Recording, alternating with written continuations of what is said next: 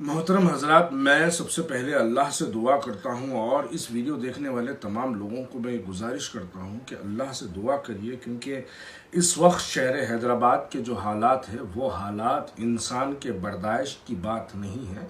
मैं समझ नहीं पा रहा हूँ कि ये अल्लाह की रहमत है या ये अल्लाह का अजाब है जो हम पे नाजिल हो रहा है। अगर ये अजाब है तो इस वक्त फौरी तौर पर हमको अल्लाह की दरबार में रुजू होना चाहिए और तौबा करना चाहिए कि अल्लाह हमारे गुनाहों को माफ़ फरमा। और अल्लाह, हम इंसानों में आपके कहर को बर्दाश्त करने का मायदा नहीं है मेरे मौला।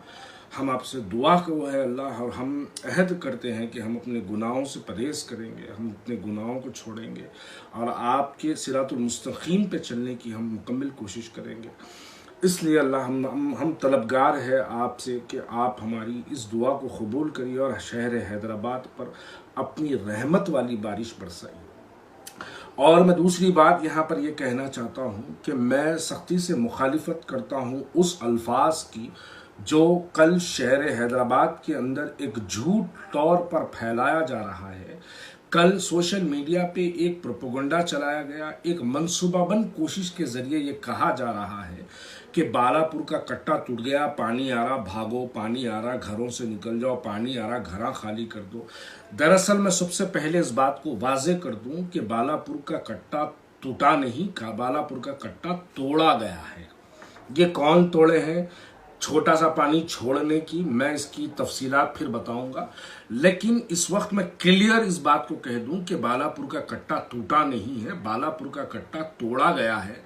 और वो तोड़ने की क्या वजह थी, किसकी जमीनों को बचाने की कोशिशें की जा रही थी, किस जमीन को तकलीफ पहुंचाने की कोशिश की जा रही थी, मैं इसके बारे में तफसीलात बताऊंगा। जब आप अगर बालापुर का कट्टा तोड़े हैं तो मैं यहां पर एक बात भी कहना चाहता हूं। नदीम कॉलोनी को लगकर एक हैदराबाद गर्ल्फ एकेडमिक एसोसिएशन करके जो है चलता है। आप अगर खाली हैदराबाद गर्ल्फ एसोसिएशन की अगर दीवार तोड़ देंगे तो नदीम कॉलोनी का पानी पूरा जो है आराम से बह जा सकता है। वहां पर हिम्मत नहीं करेंगे, वहां पर दीवार तोड़ने की जरूरत नहीं करेंगे, लेकिन यहाँ पे तोड़ेंगे क्योंकि यहाँ पर गरीबों की बस्तियां हैं। यहाँ पे तोड़ेंगे क्योंकि यहाँ पर मजलूम लोग रहते हैं। यहाँ पे तोड़ेंगे क्योंकि यहाँ की आवाज कोई सुनने वाला नहीं होता। यहाँ क्या तोड़ेंगे क्योंकि यहाँ की आवाज को नेशनल मीडिया या सोशल मीडिया तक ले जाने वाले यहाँ पे लोग नहीं है, इस वास्ते यहाँ की दीवार तोड़ी गई। लेकिन मसला यहाँ पर कट्टा तोड़ा गया है, लेकिन मसला यहां पर यह नहीं है। देखिए, शहर हैदराबाद जब आबाद हुआ था उस वक्त शहर हैदराबाद के अंदर 112 तालाब हुआ करते थे, जिसमें से कुदरती तालाब भी हुआ करते थे और तालाब जो है बनाया जाता था। तालाब बनाने का मकसद क्या था? तालाब बनाने का मकसद ये था कि जब भी शहर हैदराबाद के अंदर बारिश होगी तो ये बारिश का पानी लोगों के घरों में ना जाए, ये बारिश का पानी तालाबों में जाए। अब मैं यहां पे सवाल ये करना चाहता हूं कि बताइए, शहर हैदराबाद के अंदर जो इतनी तालाबें थी, मैं नाम भी लूंगा, इतने तालाबें थी, ये तालाबों बेचने वाले कौन थे, ये तालाबों की प्लॉटिंग करने वाले कौन थे? जो बस्तियों में तालाबें तोड़कर बस्तियां बसाई गई, वो बस्तियां बसाने वाले कौन थे? किसकी जेर सदारत, किसकी सरपरस्ती, किसकी हिदायत, किसके हुक्म पर यह तालाबें बेचा गया? सबसे पहले तो तालाब मीर जुमला, जिसको तालाब कट्टा कहते हैं, ये तालाब कट्टा बेचने वाले कौन थे? मिरालम तालाब बेचने वाले कौन थे? नहर हुसैनी बेचने वाले शास्त्रीपुरम पे कौन थे? जानकी नगर टोली चौकी पे जो तालाब था उसको बेचने वाले कौन थे? तालाब चंचलम, जहां पर जो है अब एक स्कूल वगैरह भी बना हुआ है, वो तालाब चंचलम बेचने वाले कौन थे? वादी मुस्तफा, जो एक उम्दा सागर आज वादी मुस्तफा की बस्ती के नाम से है, जो पहले उम्दा सागर के नाम से थी, वो उम्दा सागर बेचने वाले कौन थे? बालापुर का तालाब बेचने वाले कौन थे? शाहपुर सागर बेचने वाले कौन थे? पल्ला चोरू तालाब बेचने वाले कौन थे? अब पल्ला चोरू के मुताबिक मैं ये बात कहूंगा कि पल्ला चोरू के अंदर आज भी इस वक्त प्लॉटिंग चल रही है। इस वक्त पल्ला चोरू तालाब के अंदर प्लॉटिंग चल रही है। देखिए, अब तालाबें बेच देंगे तो पानी कहां जाएगा? यकीनन पानी सड़कों पे आएगा। तालाबें अगर बेच देंगे, तालाबें प्लॉटिंग हो जाएगी, तो पानी कहाँ जाएगा? मजबूरन लोगों के घरों में जाएगा। घरों में से ऐसे मंजर हम देख रहे हैं। आज ही मैंने एक वीडियो देखा कि फलकनुमा के करीब एक घर में से एक हमारी बहन, जिसकी उम्र करीब 30-35 साल है, उस बहन की लाश पानी में बहती हुई बाहर आई। बस्ती के नौजवान मेरी वो बहन के बाल पकड़ के उसकी डेड बॉडी को उठा के जो है कश्ती में रख रहे हैं। इसके जिम्मेदार कौन है भाई? अगर आप शहर में नाले बेच देंगे, अगर आप शहर में प्लॉटिंगें कर देंगे, तालाबें खत्म कर देंगे, तो पानी मजबूरन सड़कों पर जाएगा। पानी यकीनन लोगों के घरों तक जाएगा। क्या हमारी क़यादत इतनी जो है, यानी इनके पास इतनी दूरअंदेशी नहीं है, इनके पास इतनी सोच नहीं है कि तालाबें बेच देंगे तो बस्ती में पानी पड़ेगा तो कहाँ जाएगा? आज भी फिर भी माहौल कुछ ठीक ठाक है, नाले वगैरह कुछ ठीक ठाक है, लेकिन जिस तरीके से लैंड ग्रैबर्स का जो है हैदराबाद के अंदर एक माफिया चल रहा है, ये आने वाला माफिया अगर आने वाले 5 साल के बाद अगर इसी तरीके से तालाबों की, नालों की इंक्रोचमेंट्स, नालों की प्लॉटिंग्स अगर होते रहेगी, तो कल छोटी सी बारिश में शहर हैदराबाद फिर दोबारा डूब जाएगा। इसके जिम्मेदार कौन है? ये बेचने वाले कौन है? आप बताइए। नवाब साहब कुंटे पे एक तालाब था, कहां गया? कौन बेचे? किसकी सदारत में बेचे? मैं जितने नाम ले रहा हूं, ये नाम आपकी क़यादत वाले हलकों के अंदर है। तीगल कुंटा जिसको कहते हैं, तीगल कुंटे में एक तालाब था, उसको बेचने वाले कौन थे? आप थे। अब दूसरी बात मैं यहां पे ये कहूंगा, नाला डिसेंटिंग के मुतालिक कहूंगा। जीएचएमसी से नाला 12 फीट का सफाई के लिए, 15 फीट की सफाई के लिए टेंडर पास होता है। गुत्तेदार उसी तरीके से टेंडर को डालता है कि 12 फीट तक मैं, डीप में 12 फीट तक मैं जो है नाले की डिसल्टिंग करूंगा। डिसल्टिंग के माने जब जब पानी बहता है, पानी के साथ साथ नालों में मट्टी आती है, तो मट्टी को जेसीपी हिटाची के जरिए मट्टी निकाली जाती है, निकाल के उसको जो है लेके जाके कहीं डंपर यार्ड में डाला जाता है। अब यहां पर सबसे बड़ा माफिया यही है। देखिए, मेरे भाइयों को भी यह बात समझने की जरूरत है कि जो नाले बने हैं, वो नालों के अंदर आप बहता बहता पानी के साथ साथ बहती बहती मट्टी तक जो आके ठहर जाती है, उसको सफाई करने का टेंडर जीएचएमसी से पास होता है। 12 फीट, 18 फीट, 15 फीट तक का पास होता है। लेकिन हमारे मुंतखब नुमाइंदे, हमारे एमएलए, हमारे कॉरपोरेटर्स, हमारी जमात के जो गली के लीडर होते, ये लोग क्या करते? गुत्तेदार को जाके बोलते आपको टेंडर कितने % का मिला, कितने फीट का जो है सफाई का टेंडर मिला? तो वो बोलता साहब मुझे 12% की सफाई का टेंडर मिला है। आप एक काम करिए, आप 5 फीट तक साफ कर दीजिए, 12 फीट में चलो कोने में बात करेंगे। यानी 7 फीट की मट्टी वैसी छोड़ ही जाती। अब आप बताइए, अगर ऐसी बारिश अगर होगी, ऐसी नहीं से थोड़ी कम भी अगर बारिश होगी, और आपके नाले में से अगर मट्टी साफ नीचे से तल तक अगर साफ ना की गई, तो पानी कहां से जाएगा?